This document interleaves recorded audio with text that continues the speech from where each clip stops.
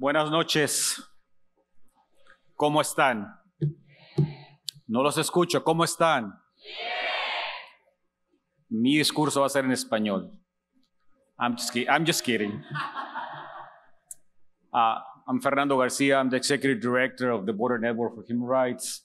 In the few minutes that I have here at the podium, I wanted to use those minutes to have a conversation about fear, about uncertainty, about separation, but also about resistance and hope.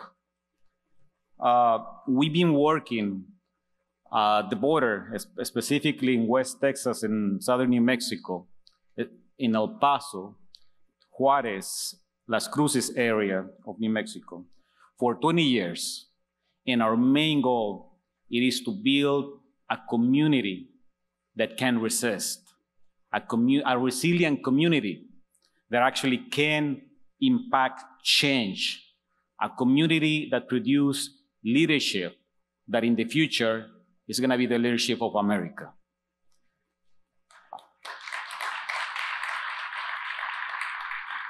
We've been doing this human rights work for too many years already, and maybe we're going to continue doing it for many more years. But let me tell you this. If you would ask me a year ago, if I would think that in America, we would have a situation where mothers would be separated from their children, my response would be no. That is unthinkable. That is un-American. And however, it happened. So at the border, I work with and I represent more than 1,000 families that are getting organized with the Border Network for Human Rights. And let me tell you, we never seen what we're seeing today. An unprecedented attack against our families, against our rights, against our values. But I'm not talking about immigrant communities only. I'm talking about you. It's an unprecedented attack against all of us. You know, since when?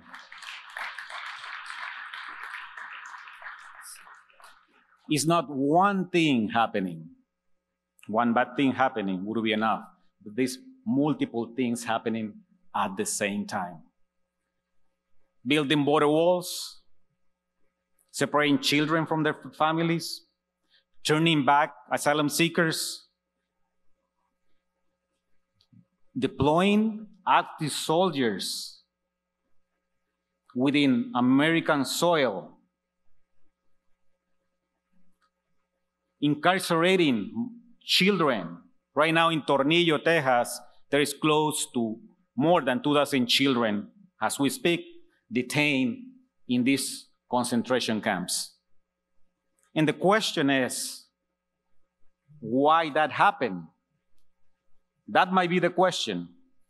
But I would say this, the real question is why we let it happen? What we have become in America. Having a militarized border, having children incarcerated, having family separation, that is not what we are. That is not what we should be. And I guess you know all of that. But let me talk about hope. Let me talk about resistance. I mean, yes, we've been organizing. We're training multiple human rights promoters in the last, 20 years. We had trained close to 500 promoters human rights promoters at the border. We've been doing a lot of organizing, which is not easy. We've been doing a lot of abuse documentation at the border. Because at the border, what happens at the border it will be a reflection of what is happening in the nation. But it's been with the relation and through the relation with witness that we have taken that struggle and that abuse documentation to the next level. We used to have testimonial documentation to write the cases of abuse by Border Patrol, by ICE. But now we have other tools. We had this. We didn't know how to use them. We didn't know how to use this powerful tool until witness came to the border and trained our young people, our leaders, our staff, and since then, we had taken our struggle to the next level. One example of that, we've been telling the stories about state troopers in Texas stopping people to ask for papers. We've been documenting that. We're writing reports about that, but one camera told the story of these state troopers detaining a dreamer, arresting the dreamer, and turning that dreamer to Border Patrol. And that dreamer is still right now in deportation procedures. But because of the training with witness, one of our young Migra Watch human rights promoters got his camera and recorded the whole incident and became viral. And we presented for the first time concrete evidence that the state troopers are racist, that the state troopers are discriminating against Latinos, and the state troopers were stopping dreamers. And that is because of the work with witness. I think we are so proud to be a partner. And I would just end up this.